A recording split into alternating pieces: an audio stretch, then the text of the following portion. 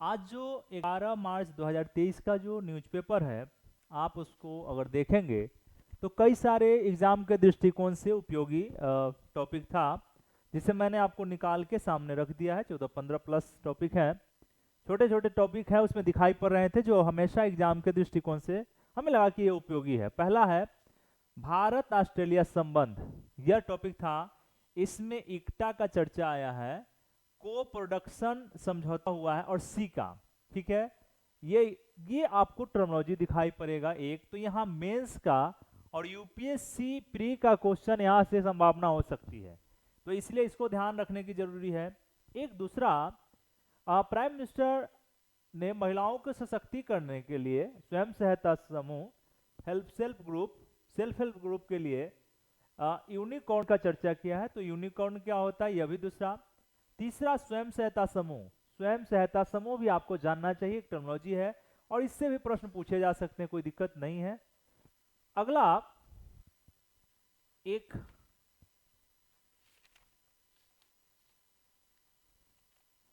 हाँ, इसी में मुद्रा लोन योजना, स्वयं सहायता समूह के ऑब्लिक कर लीजिएगा, मुद्रा लोन योजना, यह भी था। इससे भी कई बार बीपीएससी में देखा गया है कि एक बार क्वेश्चन, एक या दो बार क्वेश्चन पूछे गए हैं, यूपी में पूछे गए हैं। तो स्वयं सहायता समूह ऑब्लिक मुद्रा लोन योजना, यह भी आपको जानकारी मिलेगा टर्मिनोलॉजी बेस्ड। चुनाव आयोग और मतदान, ठीक है। मतदान के लिए एक छोटा सा, मतलब ये पॉलिटी का कॉन्स्टिट्यूशन का आपका न्यूज है कि चुनाव आयोग मतदान हम लोग करते हैं तो कौन सा आर्टिकल है, कब से, कौन सा संशोधन, 18 साल से पहले 21 साल था हम लोगों का मतदान करने की आयु, किस संविधान संशोधन के द्वारा उसे 18 साल किया गया।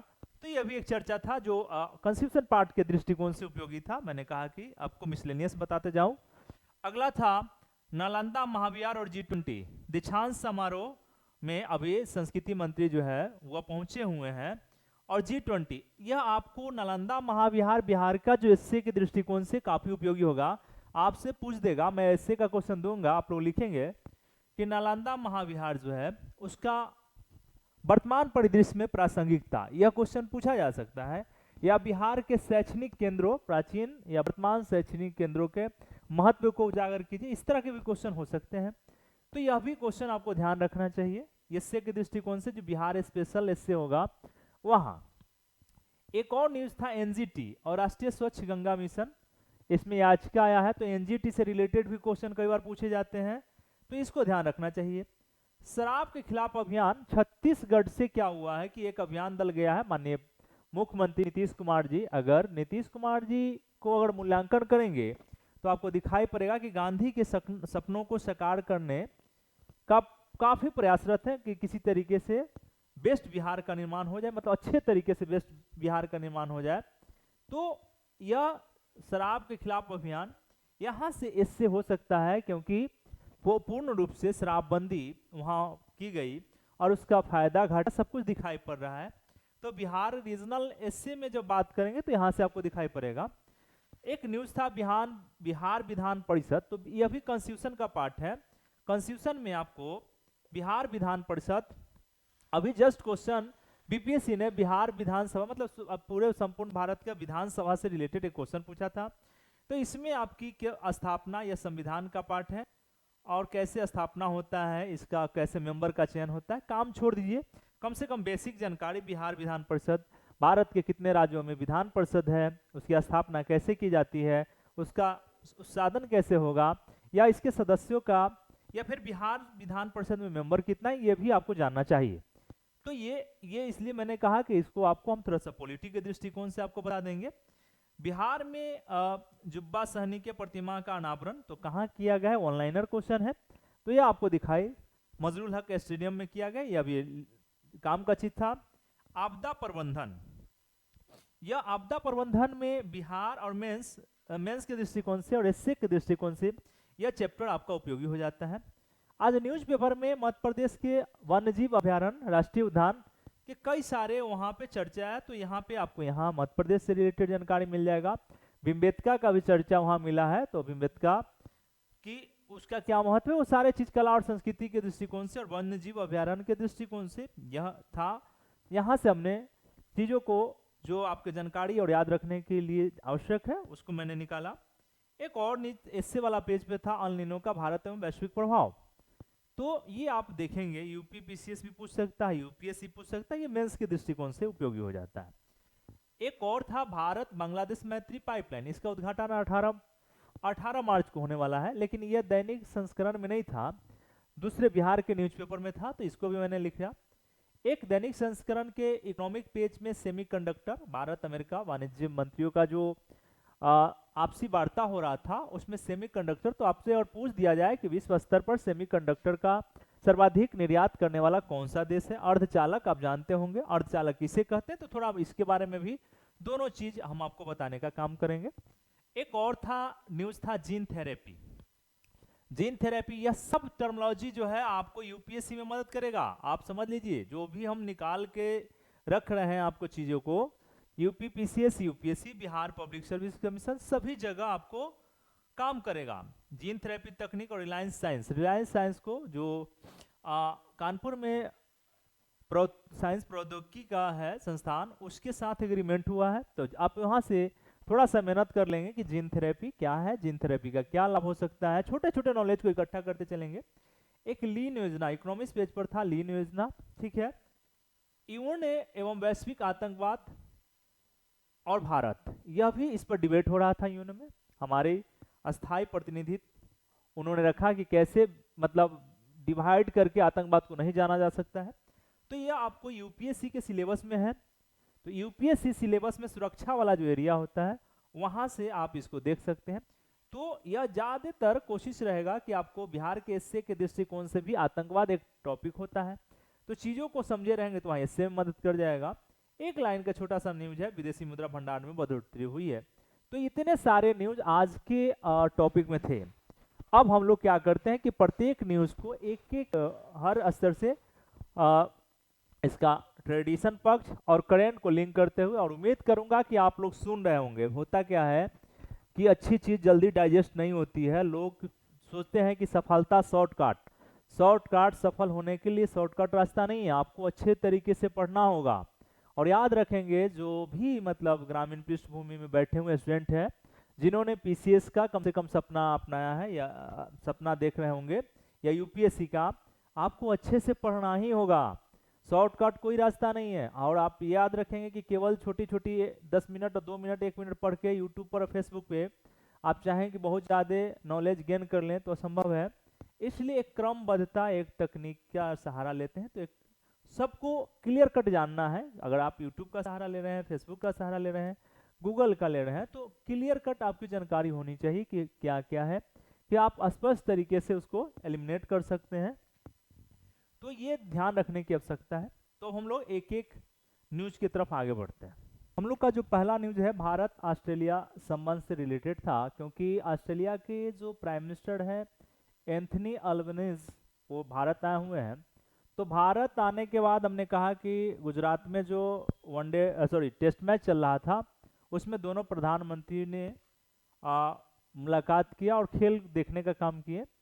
अब क्या हुआ कि प्राइम मिनिस्टर स्तर पर वार्ता हुई है, तो भारत के प्राइम मिनिस्टर ने दो ऐसे महत्वपूर्ण मुद्दे उठाए, जिसमें मुद्दा था हिंदू, ऑस्ट्रेलिया में हो क्या रहा है कि हिंदू मंदिरों को तोड़ा जा रहा है, एक दूसरा खालिस्तानी गुट जो है ऑस्ट्रेलिया में सक्रिय है।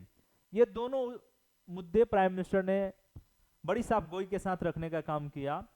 तो ये तो दोनों के जहां संबंध प्रभावित हो रहे हैं वो दोनों मुद्दा था, साथ ही लेकिन दोस्ती का कौन कौन से पैगाम दिया गया।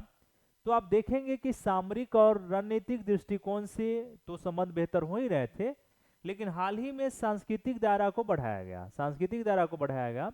तो सांस्कृतिक दायरा को ध्यान रखने की जरूरी है। दोनों देश ने क्या किया है कि फिल्म इंडस्ट्री में सहयोग बढ़ाने के लिए समझौता किया है। यह समझौता को प्रोडक्शन के नाम से हुआ है। तो याद रखना है कि को प्रोडक्शन समझौता किस देश के साथ हुआ है, तो ऑस्ट्रेलिया के साथ हुआ है। इससे को प्रोडक्शन समझौता भारत ने ऑस्ट्रेलिया से पहले 16 देशों के साथ यह समझौता हो चुका था, जिसमें फ्रांस, ब्राजील, जर्मनी इत्यादि देशों के साथ को प्रोडक्शन समझौता हो चुका है पहले से।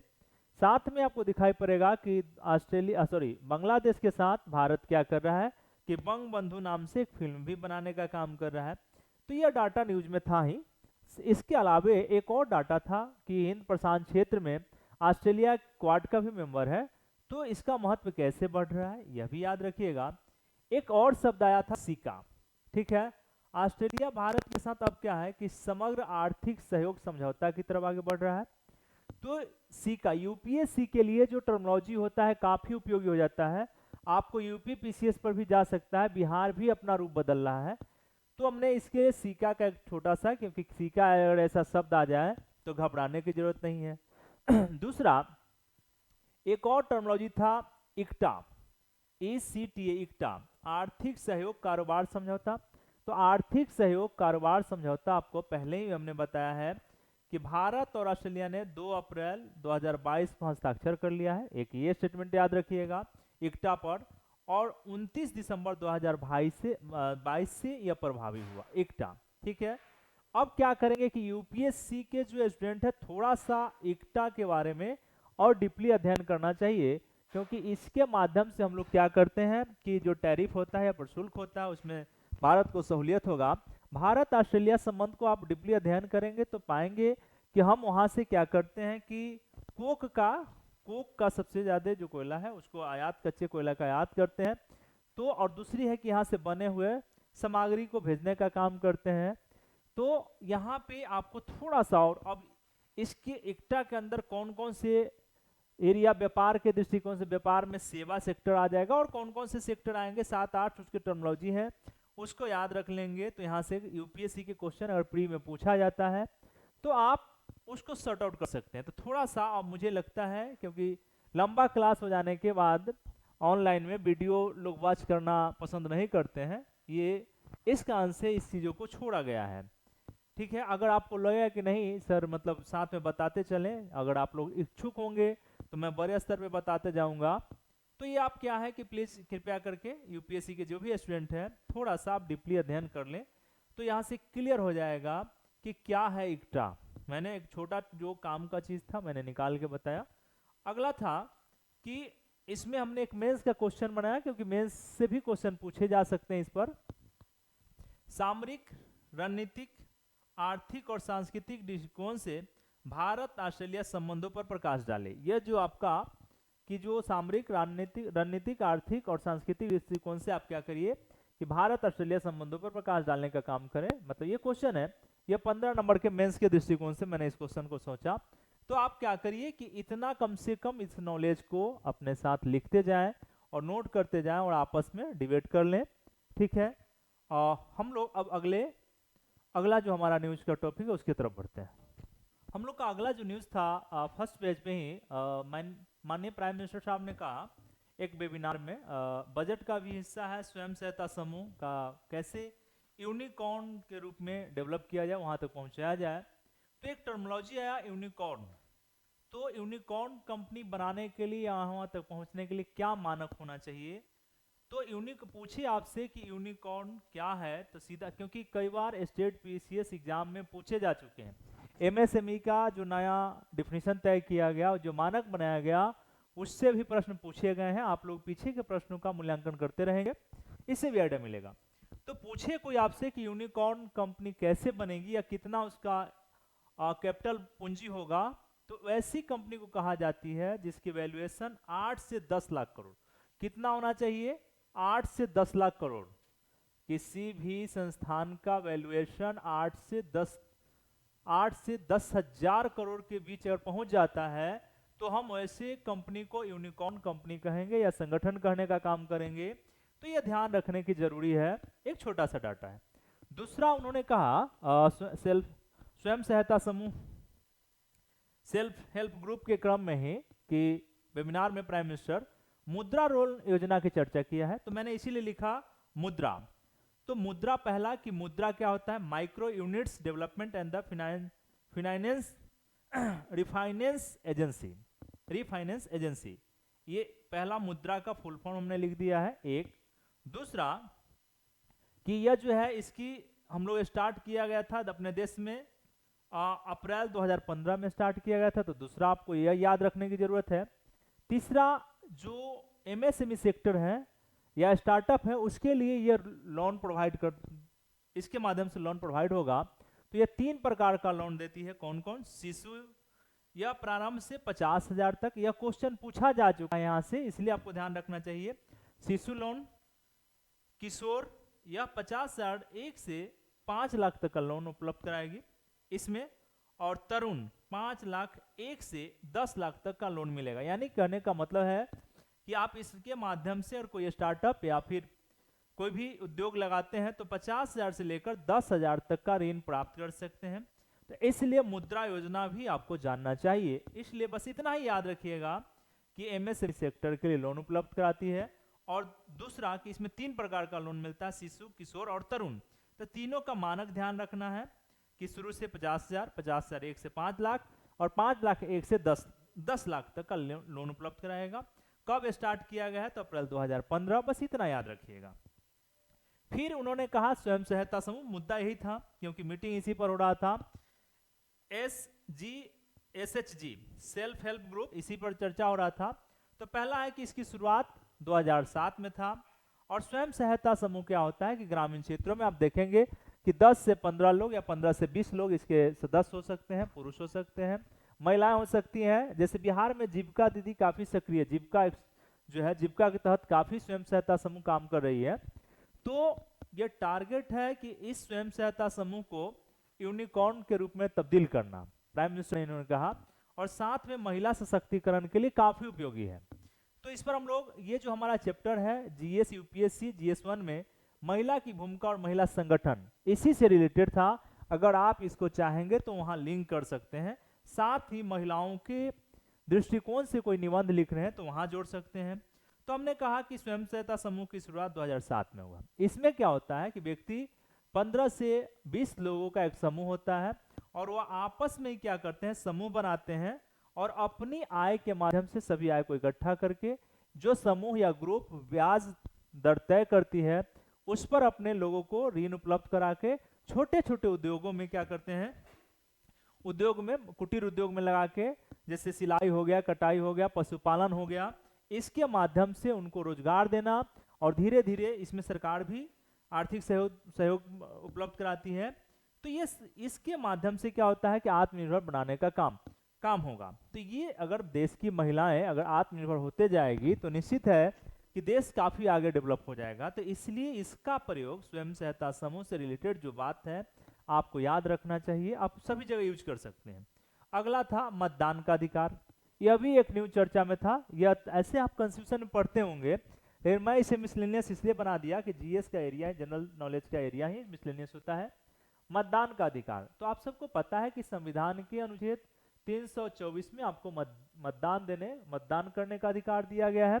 यह अभी मतदान देने का अधिकार पे अब यह बीच में मामला आया था कि मौलिक अधिकार है या नहीं, वो भी न्यूज में चर्चा में था।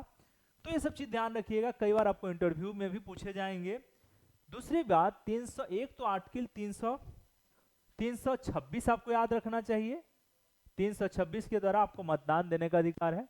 और यह जो मतदान देने का अधिकार था कि 21 वर्ष या इससे ऊपर के लोग भारत के लोकतांत्रिक मूल्यों के तहत चुनाव करा सकते हैं, अपने विधानसभा में विधायक और लोकसभा में सांसद को भेज सकते हैं। अब क्या हुआ कि आगे चल के 61वां संविधान संशोधन 61वां संविधान संशोधन 1989 के द्वारा जो मतदान का उम्र 21 वर्ष था उसे घटाकर 18 वर्ष कर दिया गया। तो एक तो आप अनुच्छेद 326 को याद रखें, पहला डाटा। दूसरा कि 61वां संविधान संशोधन और डेट याद रखें 1989 18 से, इतना डाटा आपको याद रखना चाहिए। एक और न्यूज था, ये राष्ट्रीय संस्करण से नहीं, राष्ट्रीय सहारा का न्यूज था, नालंदा महाविहार और G20। तो नालंदा महाविहार के दीक्षांत समारोह में आप देखेंगे कि संस्कृति पर्यटन मंत्री जी किशन रेड्डी भाग ले रहे हैं इसमें। तो ये कहा कि भाई दीक्षांत समारोह में भाग ले रहे हैं, ये बिहार के दृष्टिकोण से काफी उपयोगी हो जाता है। दूसरा, उसके कुलपति हैं प्रोफेसर वैद्यनाथ साहब हैं, तो ये भी याद रखिएगा। अब आया कि नालंदा महाविहार पर यहाँ आपको निबंध लिखे जा सकते हैं। शायद हमने इसका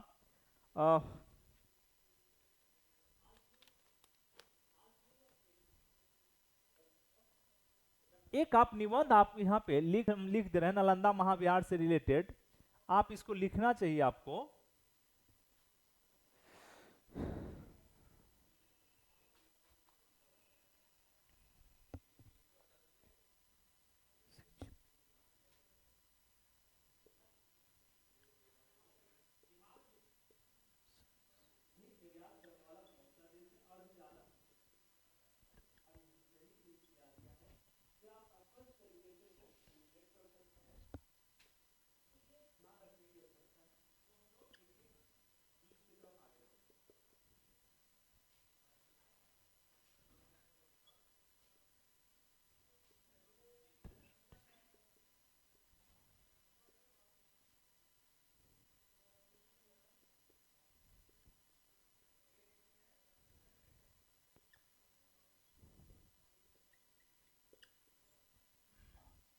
आप हम एक एस्से आपको दे रहे हैं, इससे रिलेटेड जो बिहार के दृष्टिकोण से काफी उपयोगी होगा। 300 अंक का नालंदा महाविहार से। पहले आप एस्से का जो टॉपिक है उसको देख लीजिए।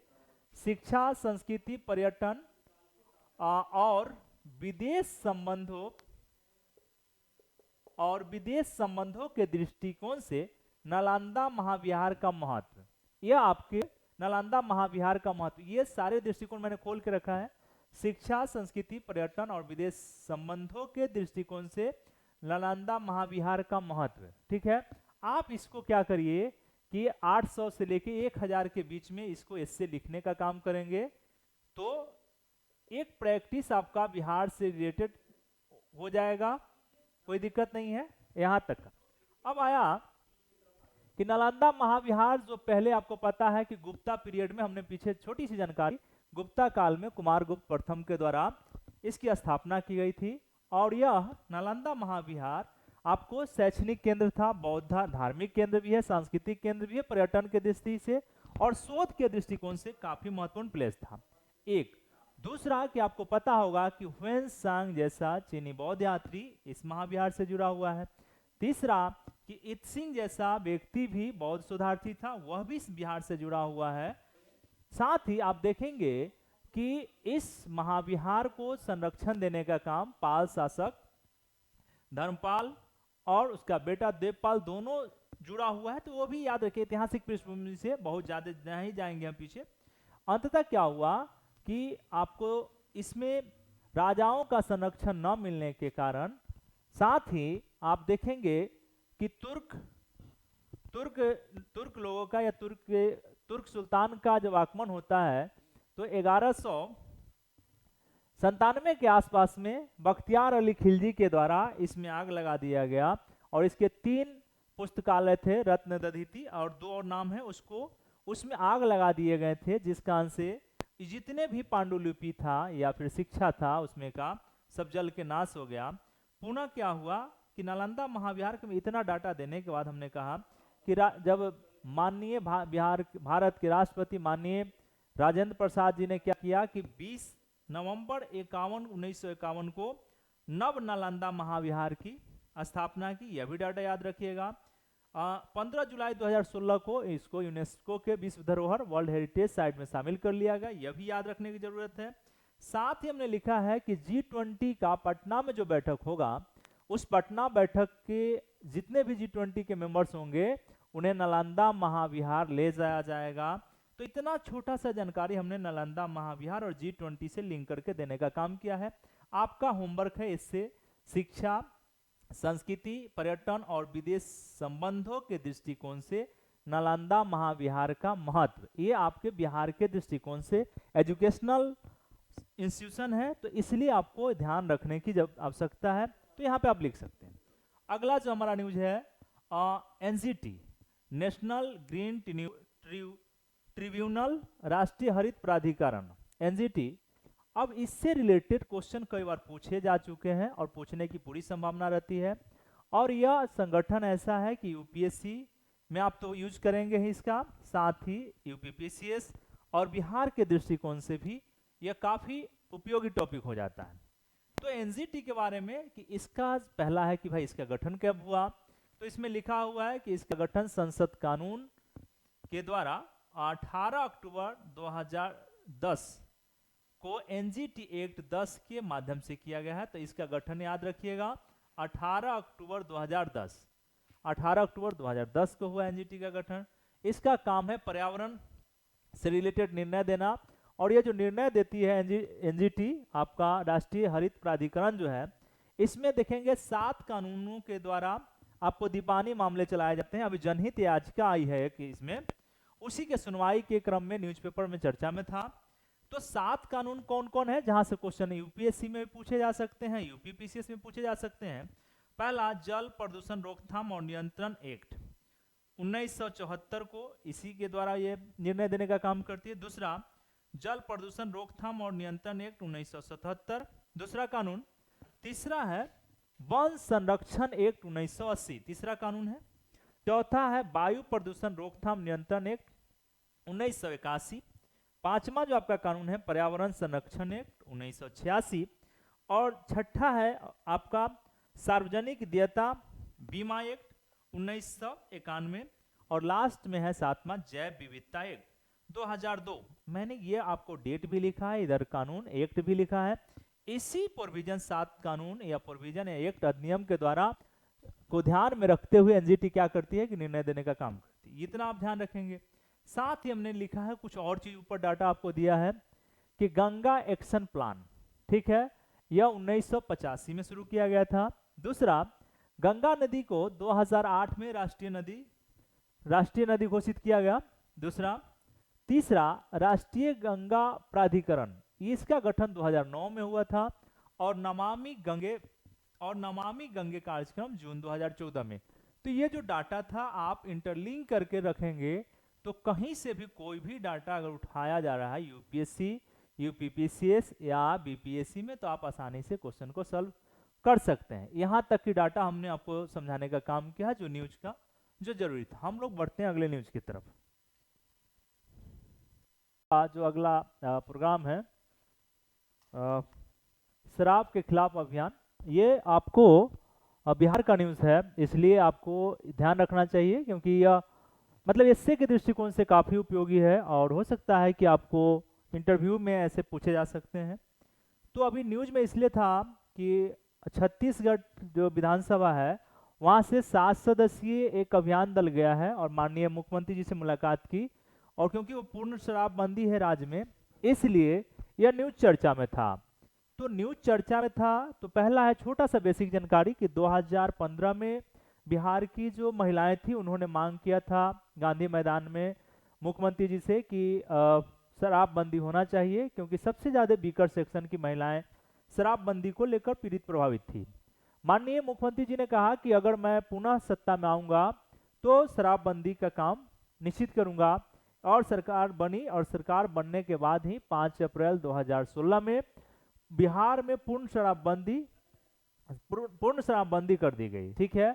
और शराब में कई सारे, जब पूर्ण शराबबंदी हुई तो उसका प्रभाव और इफेक्ट आप देखे होंगे, क्योंकि आर्थिक, उनका कहना था कि आर्थिक हित जुड़ा हुआ है इससे, लेकिन आर्थिक हित से ज्यादा स्वास्थ्य और समाज जुड़ा हुआ है, इसलिए मैंने इसको निर्णय लिया।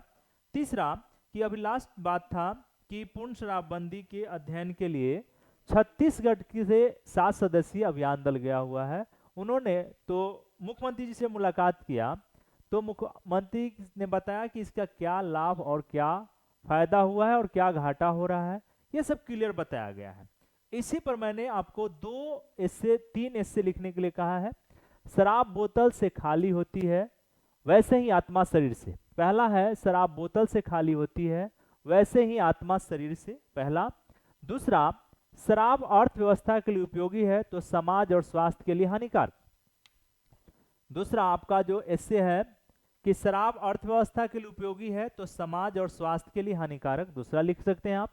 तीसरा, शराबबंदी और बिहार, यह 3 आप एस्से के दृष्टिकोण से आपको प्रैक्टिस करना चाहिए। कोई दिक्कत नहीं है, बात समझ में आ रहा होगा। तो इसमें आप जोड़ सकते हैं नशा शराब में होती तो नाचती बोतल, ये भी गाना का आप यूज कर सकते हैं। जहां आपको अच्छा लगेगा कोटेशन दोहा का या गीत का सहारा आप ले सकते हैं।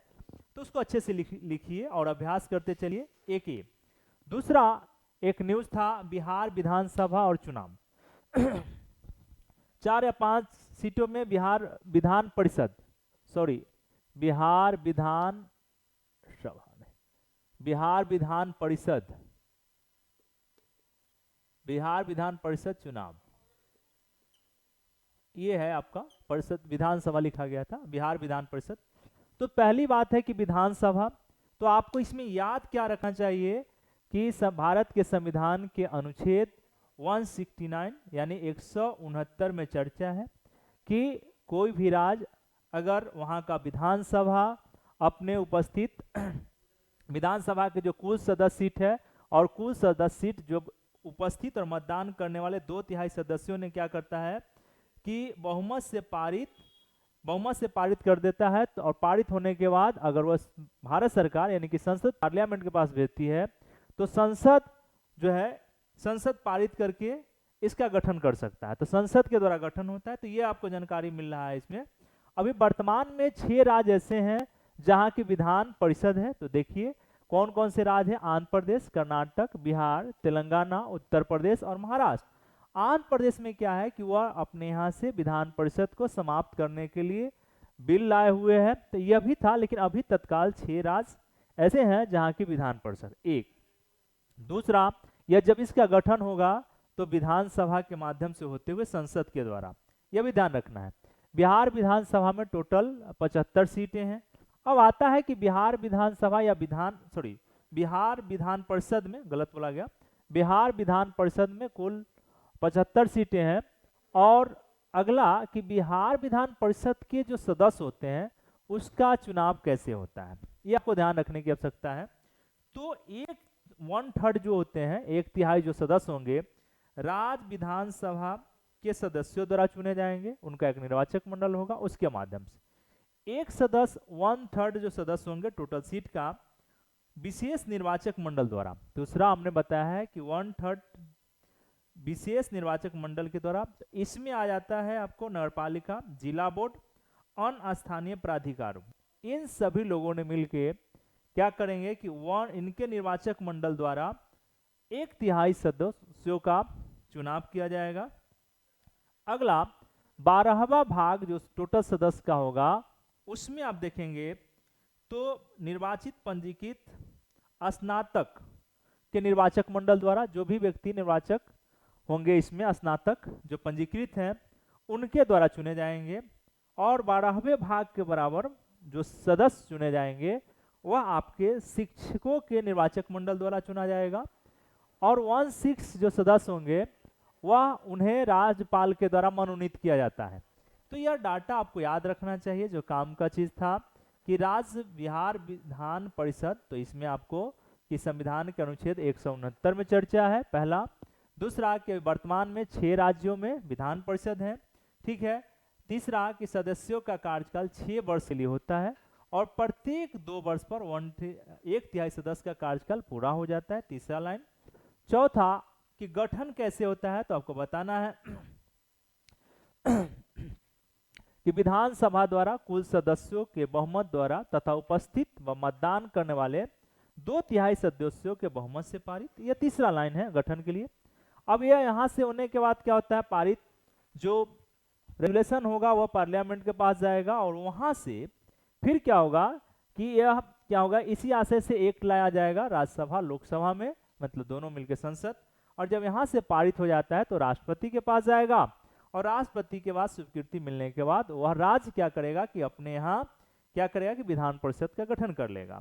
बिहार में कुल विधान परिषद के सीट कितने हैं, 75 सीट है। यह डाटा अगर पूछे आपसे कि सदस्यों का निर्वाचन कैसे होता है, विधान परिषद के सदस्य अगर आप बनना चाहते हैं तो सीधा बताइएगा कि 1/3 जो टोटल सीट है उसका राज्य विधानसभा द्वारा चुना जाएगा, 1/3 सदस्य। दूसरा कि 1/3 सदस्य को क्या करेंगे कि विशेष निर्वाचक मंडल जिसमें नगरपालिका हो जाएगा, नगरपालिका के बाद जिला बोर्ड हो जाएंगे और अन्य स्थानीय प्राधिकारों के माध्यम से 1/3। 12वां भाग हिस्सा जो होता है 3 जो स्नातक किए होते हैं और पंजीकृत होते हैं उनके निर्वाचक मंडल द्वारा चुना जाएगा। ठीक 12वां भाग सदस्य आपको शिक्षकों के निर्वाचक मंडल द्वारा चुना जाता है और 1/6 सदस्य का मनोनयन राज्यपाल महोदय के द्वारा होता है। तो ये आपको इतना मैं छोटा सा जानकारी देने का काम किया हूँ, ठीक है, बिहार विधान परिषद के संदर्भ में। अब अगला जो एक न्यूज था, आपदा प्रबंधन, सामान्य अध्ययन 3 यूपीएससी जीएस में आपदा और आपदा प्रबंधन। इस पर क्या हुआ है कि अभी यह न्यूज इसलिए चर्चा में था कि प्राइम मिनिस्टर ने डिजास्टर रिस्क डिस्कशन DRA की 2 दिवसीय बैठक की उद्घाटन कर रहे थे। Prime minister disaster risk reduction की 2 दिवसीय बैठक के उद्घाटन कर रहे थे।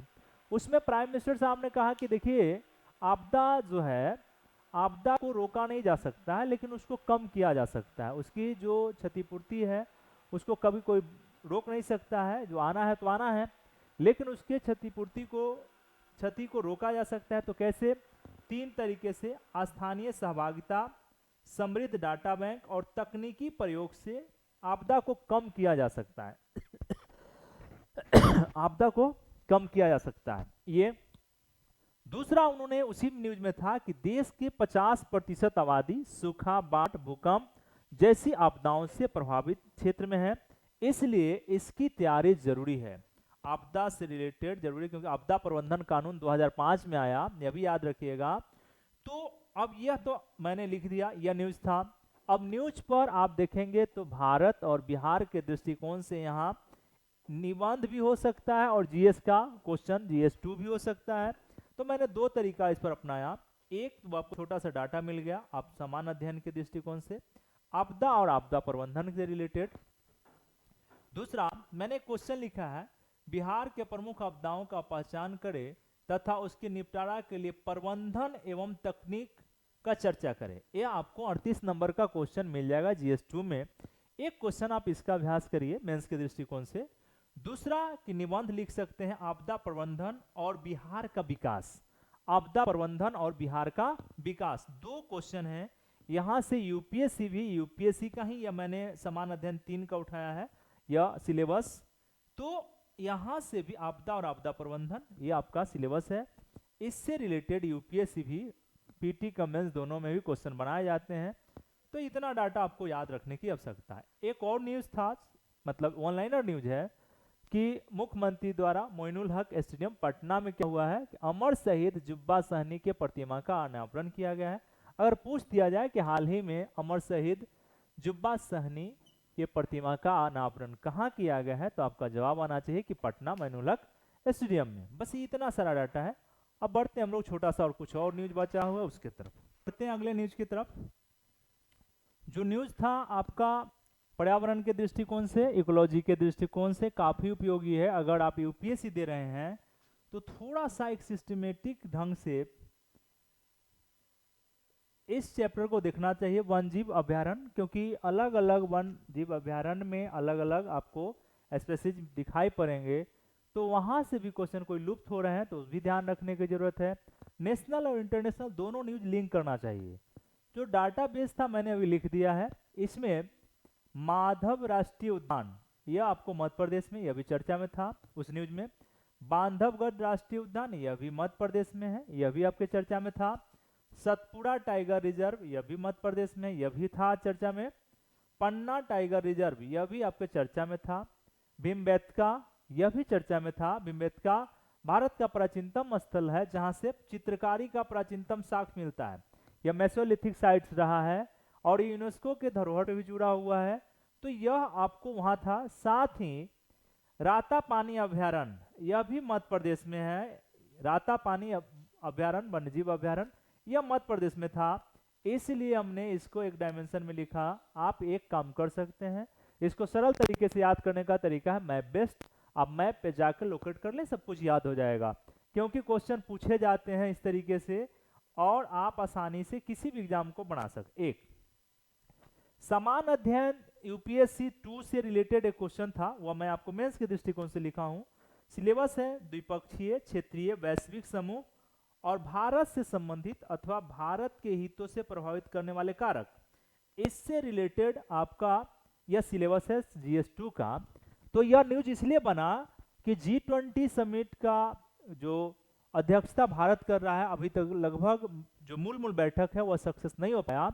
तो प्राइम मिनिस्टर साहब ने उस दिन कहा कि जो वैश्विक संगठन है आज उसकी प्रासंगिकता उस प्रकार की नहीं रह गई है, क्योंकि कई सारे विघ्न बाधाएं आ रहे हैं, चाहे WHO है, WTO हो या यूएनओ हो, सुरक्षा परिषद की बात हो, ये सभी जगह क्या है कि उस तरीके से काम नहीं कर पा रहा है संगठन जिस तरीके से, जिस उद्देश्य से इसको बनाया गया था।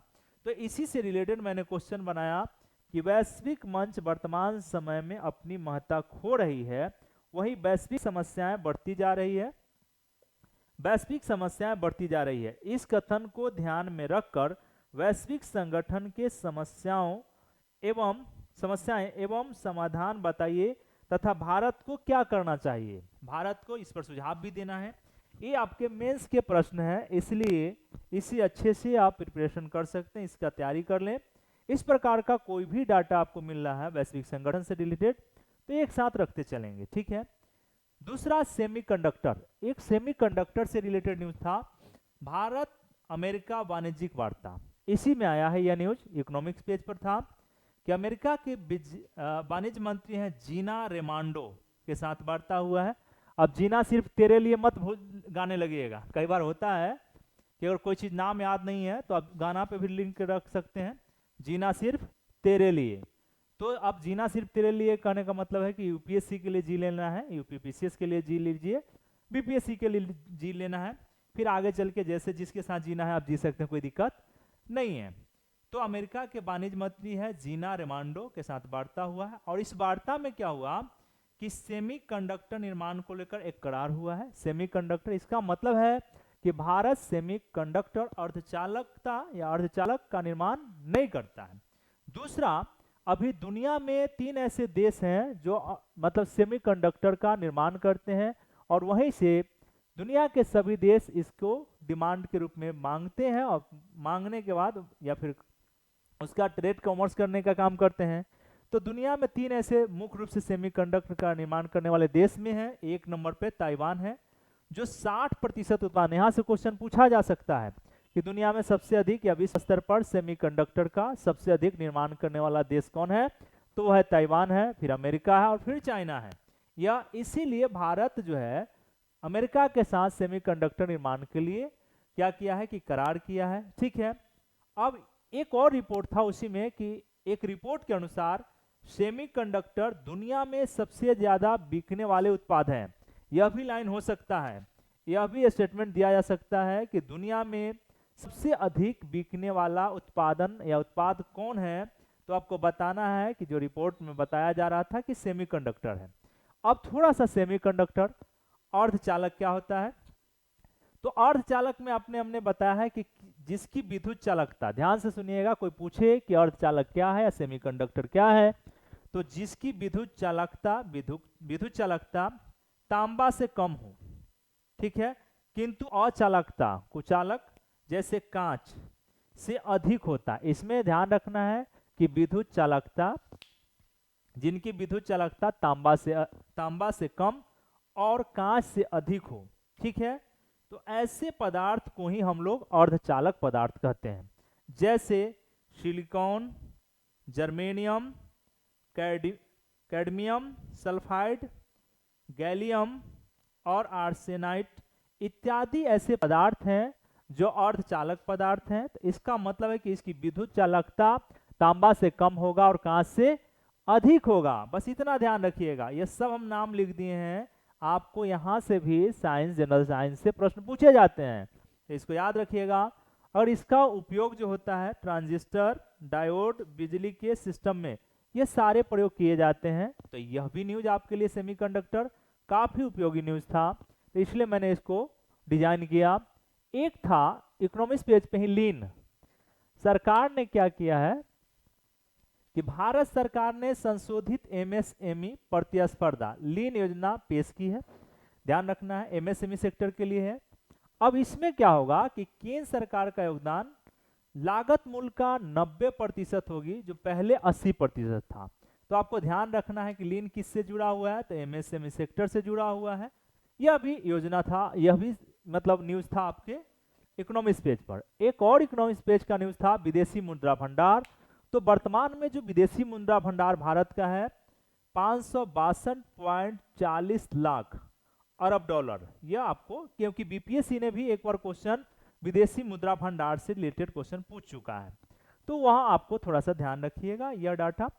तीसरा कि भारतीय प्रौद्योगिकी संस्थान कानपुर ने क्या किया है कि रिलायंस साइंस को जीन थेरेपी प्रौद्योगिकी का लाइसेंस दिया है। अब थोड़ा सा आप साइंस एंड टेक्नोलॉजी के दृष्टिकोण से जीन थेरेपी क्या है, उसका प्रयोग क्या हो सकता है, इसका अध्ययन आपको करना चाहिए। यहां तक के न्यूज हमने बताया है। अब हम लोग बढ़ते हैं, 2-3 और न्यूज है जिसके अगले तरफ। हम लोग को अगला जो न्यूज था वो आगे का न्यूज है, लेकिन याद रखने की जरूरत है। स्टार्ट है ना, मैत्री गैस पाइपलाइन। तो यह जो मैत्री गैस पाइपलाइन परियोजना है, यह 130 किलोमीटर भारत बांग्लादेश के बीच का उद्घाटन 18 मार्च को प्राइम मिनिस्टर के द्वारा किया जाएगा। एक तो पूछे किसके साथ है, तो भाई बांग्लादेश के साथ है। ठीक है, इसके लिए भारत से क्या करेगा कि बांग्लादेश डीजल का आयात करेगा, और इसके लिए 2017 में ही समझौता हुआ था। इस मैत्री गैस पाइपलाइन के लिए 2017 में समझौता हुआ था। तीसरा कि यह पश्चिम बंगाल के सिलीगुड़ी से और दिनाजपुर जो बांग्लादेश है वहां की मेघना पेट्रोलियम से जोड़ा जाएगा, पेट्रोलियम केंद्र है वहां से जुड़ेगा, और जुड़ के क्या होगा कि भारत से डीजल आयात करने का काम होगा। तो ये डाटा आपको याद रखने की जरूरत है। कोई पूछ दे कि मैत्री गैस पाइपलाइन प्रोजेक्ट क्या है, कैसे है, तो आप आसानी से बता सकते हैं। 2-3 जानकारी तो दे ही सकते हैं। दूसरा एक था आतंकवाद और वैश्विक मानवता से रिलेटेड था, क्योंकि यूएन में जो हमारी अस्थायी प्रतिनिधि करती हैं रुचिरा कंबोज, इन्होंने कहा कि आतंकवाद को वर्गीकरण करके देखना सही नहीं है, इसी मुद्दा पर था। तो समान अध्ययन यूपीएससी का जो तीसरा पेपर है उसमें एक सिलेबस है, सीमावर्ती क्षेत्रों में सुरक्षा चुनौतियां व उनका प्रबंधन, संगठित अपराध और आतंकवाद के बीच संबंध, ये आपका सिलेबस है। इसी सिलेबस से रिलेटेड आपका एस्से हो सकता है आतंकवाद, और हमने जो बनाया है इससे पर आतंकवाद और वैश्विक मानवता। आप इस पर अभ्यास करते चलिए, आतंकवाद और वैश्विक मानवता एक। दूसरा मेंस का क्वेश्चन आप प्रैक्टिस कर सकते हैं, क्या वैश्विक आतंकवाद भारत के सुरक्षा के दृष्टिकोण से चुनौतियां पेश करता है। ठीक है, पेश कर रहा है या पेश करता है। इसे निपटने के लिए या निपटारा के लिए भारत को कौन कौन से पहल करने चाहिए, ये 15 अंक में निपटारा लिख लीजिएगा। निपटारा या निदान के लिए कौन कौन से पहल करने चाहिए, यह 15 अंक का है, आप इसका अध्ययन करेंगे। और यह स्टेटमेंट मैंने लिखा है, भारत के यूएन में अस्थायी प्रतिनिधि रुचिरा कंबोज ने कहा कि आतंकवाद को वर्गीकरण देखना खतरनाक होगा। तो यह क्वेश्चन बीपीएससी रुचिरा कंबोज के बारे में बीपीएससी ने पूछ चुका है पहले, तो अन्य एग्जाम के दृष्टिकोण से भी उपयोगी हो जाएगा, इसको ध्यान रखिएगा। अगला एक प्रश्न है, आर्टिकल पेज पर था, अल नीनो। तो अल नीनो का थोड़ा सा चर्चा हमने पीछे भी किया है। तो अल नीनो से क्या समझते हैं, इसके वैश्विक प्रभावों को स्पष्ट करिए, ये आपका प्रश्न था। ये सारे प्रश्न हमने पीटी, मेंस और एसए के दृष्टिकोण से बताया है। उम्मीद करूंगा कि अगर आप कंटिन्यू करेंगे तो इससे इसका लाभ आपको मिलेगा, पीटी में भी लाभ मिलेगा, मेंस में भी और एसए में भी। अब लास्ट में हमारा चैप्टर टोटल कंप्लीट हो गया है, तो एक सुझाव रहेगा कि आप हमारे सारथी फॉर सिविल सर्विस जो यूट्यूब चैनल पे आपको जानकारी मिल रहा है उसे लाइक करें, सब्सक्राइब करें, सपोर्ट करें।